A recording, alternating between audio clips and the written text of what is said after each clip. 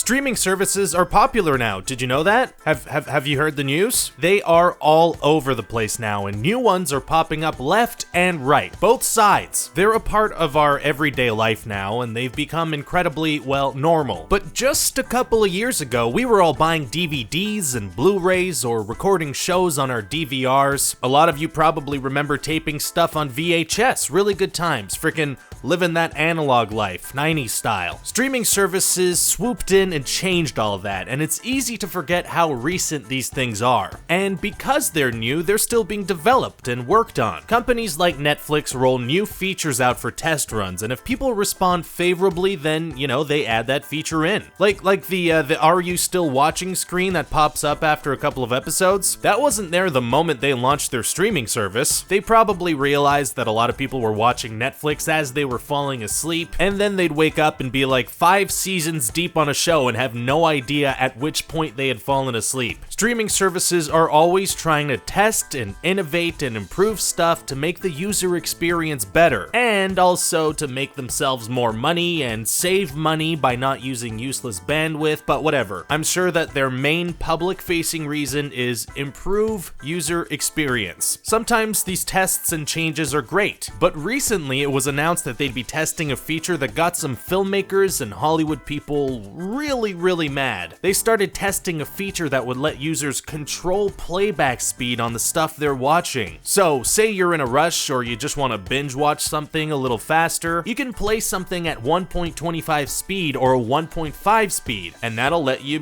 consume quickly and save time. Another way this feature could be helpful is, say you're learning a different language and you're watching a show in that language. It might be helpful for you to play that bad boy at half speed. Just really catch all the words being said. Or hey, maybe a character gets hit in the crotch with a ball and you just want to see that over and over again in slow-mo. This doesn't have to be used for educational purposes. You can also see the potential benefit on Netflix's side of things should they choose to introduce this feature officially. I mean, their numbers would get boosted if people watch stuff faster, because it would lead to people being able to watch more stuff, and a view is a view to Netflix. It doesn't matter how fast the view was. This potential feature kind of seemed like a, oh, well, okay, I guess that feature will be there if ever I want to use it. I don't even want to say okay, cool, because is it cool? I feel like maybe it just merits a, okay, sure. Yeah, I'm gonna go with that. Okay, sure. But here's the thing. Some people in Hollywood heard about this potential feature that Netflix was testing and lost their minds. Like Judd Apatow, I'm pretty sure he punched a wall. He was very mad. He tweeted this out. No, at Netflix, no. Don't make me have to call every director and show creator on earth to fight you on this. Save me the time. I will win, but it will take a ton of time. Don't F with our timing. We give you nice things. Leave them as they were intended to be seen. Aaron Paul was also mad. I don't know what he punched, maybe also a wall, but he tweeted out, that would mean they are completely taking control of everyone else's art and destroying it. Netflix is far better than that. Am I right, Netflix? And then also Brad Bird was so mad that he